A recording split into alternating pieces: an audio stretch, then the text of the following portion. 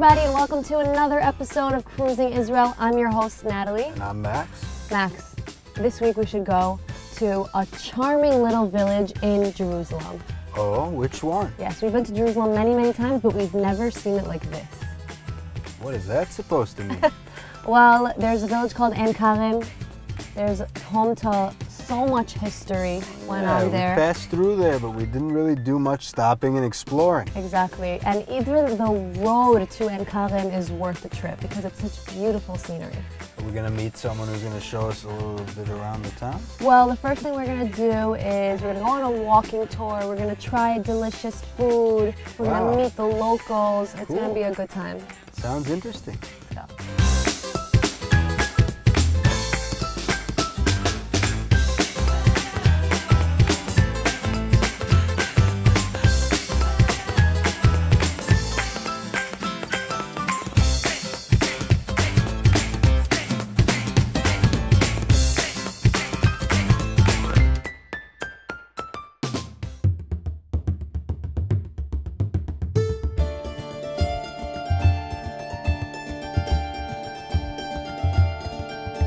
Nestled in the peaceful Jerusalem hills is the ancient village of Ein Karem, which is known to be one of the most charming villages yet.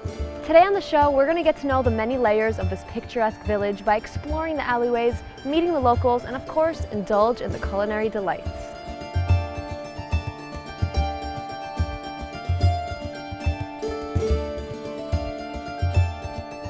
The village of Ein Karem is a very quaint and peaceful neighborhood in West Jerusalem. Here you'll find yourself surrounded by hills covered with lush greenery and beautiful nature, and amongst it all, some rather unique relics of the past. I think what's really special about this village is that it's just 10 minutes away from Jerusalem's city center, and it seems as if this village is completely cut off from that lifestyle. You're right. Only 10 minutes and the scenery completely changes, as if you'd entered a world still very much connected to ancient times. So we thought, what better way to explore this ancient village than with a local? Today we met up with Efrat, who's been living here for 17 years and knows the ins and outs of the village like only a resident could. We are staying in the most famous village in the area of Jerusalem. It's a home for 3 religions. Today it's a Jewish village, but we can see here churches, mosque, and also synagogue. The village has many ancient structures that dates as far back to the Second Temple period, which draws 3 million people a year. 1/3 of these visitors are Christian pilgrims who come from all parts of the globe. I think one of the sites that is unique to Ein Karem is this structure over there. What is that? Tell me about it. Beautiful. That church belonged to the Russian community. The beginning of that church started 150 years ago. Back then, churches were being built everywhere in Israel, as Christian pilgrims were making their way to the Holy Land to follow in the footsteps of their prophet. As a result, today you can see many prominent churches all over the country. The woman that behind that church is Elizabeta. She was a Russian princess, and she came to Israel to find place to build a church for the memory of her husband. World War I stopped this process of building the church for over a century, and they continued building in her memory in 2006. The church's beautiful golden domes can be seen from anywhere in Ein Karem. It's like a diamond in the area. Yeah.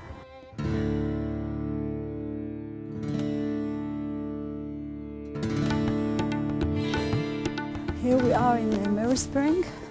Whenever you see a spring, you see a thriving village surrounding it, because that was their main source of water in those days, right? This is their life. Without water, there is no life. So in all Jerusalem, around Jerusalem, there are many springs that people came to take water from them. But here, around the spring, they build the village. For the Christians, this spring is holy because of the story of Jesus and St. John, that both of the mother were pregnant. When they meet here in the New Testimony, they say that the body of the mother, they talk between them. And from time to time you can see groups of Orthodox Christians that coming here, and the women that can't be pregnant took some of water and putting on the stomach. So it's a or tradition drink for it, them yeah. to rub the Yeah. water on their It's tongue. like a miracle for them to be here, to drink that water, and they believe that maybe they will be pregnant one day. Now, I noticed there was a mosque directly above the spring. What's that about? In the 50th century, the Arabs fled the Muslims fled from Spain, and they did all the way to Israel till they found En Karim. This village was very nice village, small village, few Christians, few church, and spring and good land. So for them it was the best. So they decided to live here, to build them houses here, and the mosque above the spring because they want to dominate.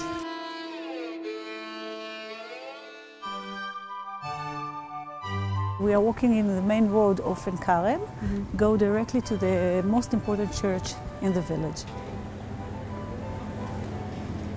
That church called St. John in the Mountains.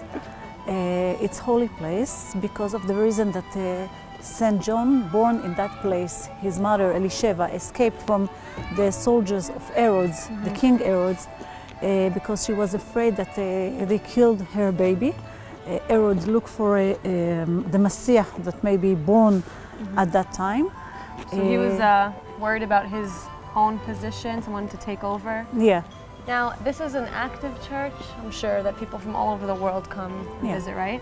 Most of them, they are tourists. Around the church, there are nice houses. Some of them are artists that working here and open them houses for tourists. People can come in and see them working and also to buy things. And this is one of the houses. You can see the special entrance. Wow, it's absolutely beautiful. How old is the structure? It looks like it dates back many years. It's about 150 years. The special things that people can here keep the tradition for the people that lived here before, although they are not from the same religions, but they keep the tradition. Yeah, you could see the original fixtures. The arches, and the old doors. Today there is mezuzah. This whole village has old-timey feel to it, you know? It's not modern in any way. The people that choose to live here, for them it's very important to keep that. And I guess without history, without past, there is no future. Now, we learned about all of the wonderful history of En Karim and all of the different groups that conquered the land over the years, but what kind of communities live here in the village today? Today, most of the people there are Jewish, people that came to live here in 1949. After the independent war, Ben Gurion sent them. The people came from Yemen, from Morocco, from Turkey. So the Jewish people that come from these Arab countries, do they bring the culture and the tradition back with them here to En Karim? Yeah. You can find here Yemen shul and Morocco shul. Today, people opening them houses and sharing them culture with the tourists, offering food, showing them art. So this culture is still standing strong and they want to share it with the visitors that come here. I am one of the people that opening them house. I'm guiding and telling the story of those people that came to Israel in 1949. One of them, my mother-in-law, that came here with her family. You can see my mother-in-law taking the animals out to eat.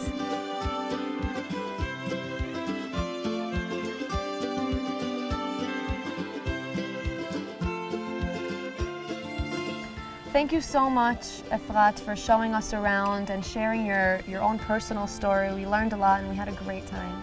Thank you. And I hope to see many tourists here.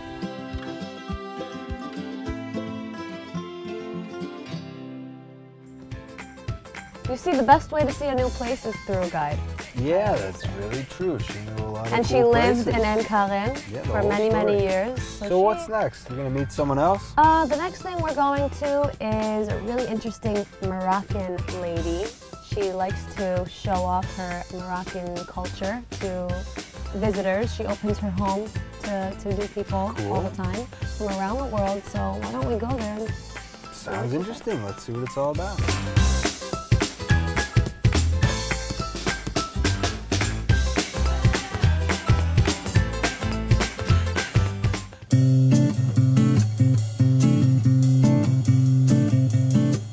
Aside from the famous churches and ancient history, the village boasts a wide range of galleries and unique workshops. We're now headed to meet a woman who opens her home to visitors for some tasty bites and interesting stories. You can't enter or even drive through Ein Kerem without noticing the history. It's everywhere. But where can you go to really experience it like a local? Shalom! Hello, shalom! Hi, Natalie. Hi, wow, the oldest house in Ein Kerem. Exactly. Lovely. Welcome to my home. Thank you for having me. Wow, nice home you have here. It's Beautiful. a fairy tale house. It really is, yes. Shoshana's beautiful 4-story home reflects her own unique personality, with lots of floral designs and some lovely little trinkets. How old is this home? Each part is from a different time. We have from the Bible time part, which is wine press. Wow. The Jewish who lived here used to make wine for the Holy Temple. And we have one room from the Crusaders time. It's probably 1,000 years. And the rest, the house from here, from the 18th century and the 19th century. Wow, so there's many layers of history just in this one home. Ein Kerem is a capsule of the histories that this land passed through the years. Everything is here. The Roman, the Byzantine, the Second Temple, the Jewish, the Muslim, everybody was here. Could we go down there? Yeah. Yeah? Let's see. Oh, such a small space. God. Wow. So this is where they stored wine in the Second Temple period? No, not just stores. They made the wine here. It's a wine press. Ah. They used to put the grapes on the floor and with no shoes, you know. They would stomp on the grapes. Yeah. The hole is for the dirt, for the seeds, for the yeast.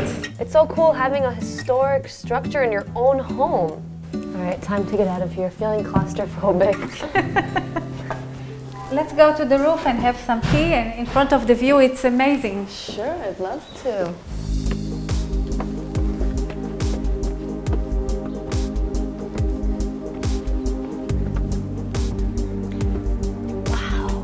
Shoshana specializes in at-home hosting, part of the worldwide trend of social tourism, which enables a peek into the locals' world. Many of the businesses in Ein Kerem is by women. We control here. You know, we are sitting on the roof of the oldest house in Ein Kerem. And the roof was always the place of the women. This newly found business gives women a chance to launch a business while enriching the tourist experience. It's actually a really unique service that you provide, because what better way to explore a new city or a village or country than entering people's homes and seeing how they live, listening to stories, trying their food. It's a win-win situation. And they enjoy my house, my lifestyle, and it's like I give them something, they give me something. Women from all backgrounds participate in this group, such as Muslims, Christians, Jews, religious and non-religious people. It's becoming more and more trendy. We have many tourists from China, from America, from Europe, from Spain coming here to see how we live and to hear the stories of the women. What are these Moroccan delicacies you prepared for us? Well, these goodies is not just flavors, it's stories, each one of them. This is Moroccan jams. This one is marozia. We call it the queen of the jams because it's made from very good raisins and almonds. Wow, looks great. And spices. Wow, it's very good. It's really nice that you are still keeping the culture alive and passing it on to the next generation. You think your kids are going to learn how to cook like you, Moroccan food? I hope so.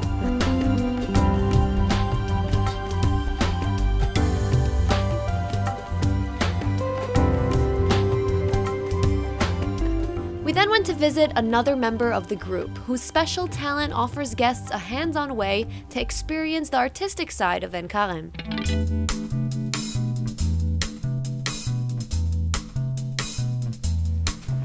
Hi. Hi. How are you? Wow. Fine, thank you. This is your workshop. Yeah, exactly. Wow, you see a lot of ceramic pieces all over the place. Oh my god, this looks a little too realistic. Yeah.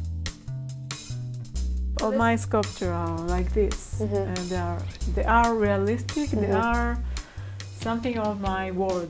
Adina ceramics can be found in galleries all over the country, but for anyone wanting to experience the magic with the artist firsthand, a visit to her workshop is the only way to go. Oh my God, she's looking at me. Yeah, she is. It feels so real. These pieces are absolutely amazing. It looks like Thank it you very requires a much. lot of skill and patience, Yeah, right? exactly. And they took so many hours. Each sculpture around Adina's studio took 6 months to complete. Do any of these pieces portray anyone in particular? No, Or but just someone that comes to your head? yeah, something in my head. Many years I make this woman. Also, I paint this woman, and many years I didn't say it's me.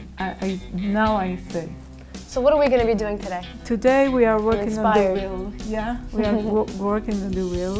Okay. First I will wedge the clay, and then when I finish it, I throw it in the middle of the wheel. What are you making now? Now I will make Bowl, cup. a vase. Now I make the handle of these parts. I took one, and I will make another one. You think I could do something like that?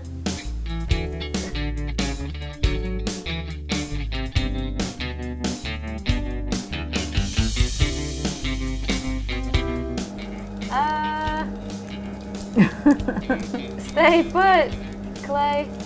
Yeah, he is going where he wants to go, Yeah. but you have to keep him in the center. I'm using all of my muscles right Yeah, now. yeah, I'm I using know, all of I my upper know. body strength. Beautiful. So how You long want would we to have hold- to... Yeah, let me hold my baby, my Your masterpiece. So how long would we have to wait now? 1 day, maybe 2 days. So the next time we come to En Karem, I'll be sure to come back here and pick up Yeah, the of bowl. course, of course. You'll design it nice It for will me. waiting for you. Great. Thanks so much for this lesson. Thank you very much.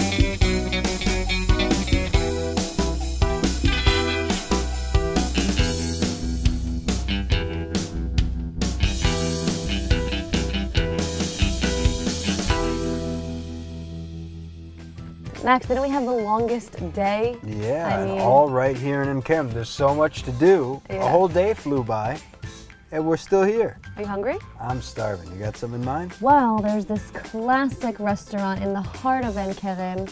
I mean, it's just lovely. There's lots of food and And we go great meet the stuff. chef and give it a Yes, try. we are. Let's do it.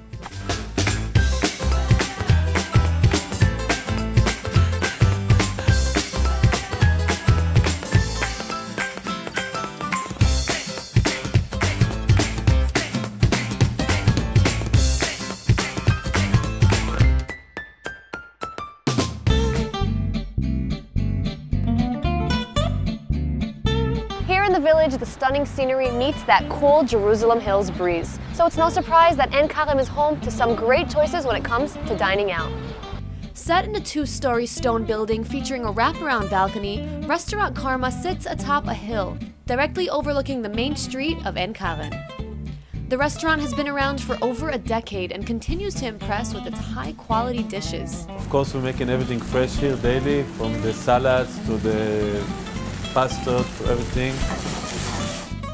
The chef designed a menu which combines both local and Italian ingredients, creating fusion dishes suitable for anyone who's looking for something special while dining out in style. The food we serve is Italian-based cuisine. We margin a little bit from the area around here, such as the focaccias that we serve, that are made fresh here in the oven, brick oven. Also, the ingredients are from Italy. The flour, the tomato sauce, everything we can to bring from Italy, we bring from Italy to here. And since the restaurant is located in an area with many preserved historic sites, the restaurant sees many visitors from all religions who come from many different parts of the globe. So we're making now a meatball casserole. It's a meatball with pasta covered with dough inside the oven. It's going to turn out nice. Let's do it. And now we're adding the pasta to the sauce. mix it all up after we season it. For the final touch, we add a little bit of basilicum to give it the flavor. Now I'm moving it to the casserole that will go inside the oven with the dough. Now I cover the casserole with the pastry dough and put it into the oven for like 5-6 minutes.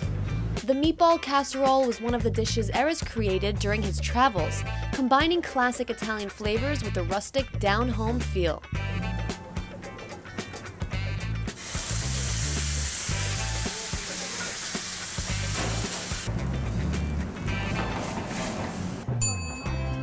This looks fantastic. Thank you. How do I go about eating this? Oh, no, hold the knife and just cut it through the middle. Like a cake? Yeah. Yum. With that melted cheese and the tomato sauce. Can't go wrong on a pasta and meatball dish. Yeah. Wow. Nice. Feels like I'm in Italy, Yeah. but I'm in Jerusalem. You're in Ein Kerem. A lot of people came to Ein Kerem and think that it's some kind of a European village. Yeah, that's true. Thanks so much for inviting me into your restaurant, into your kitchen. This is really a delicious Thank you for coming. dish. Appreciate it. We had a long day in Ein Kerem, so perfect way to end the day. Thank you very much.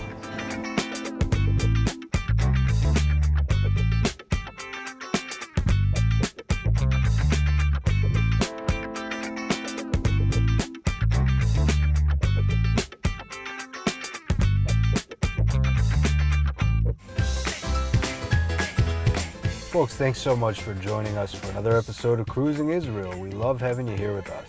Don't forget to catch us next time as we cruise the country and show you the best Israel has to offer. Bye.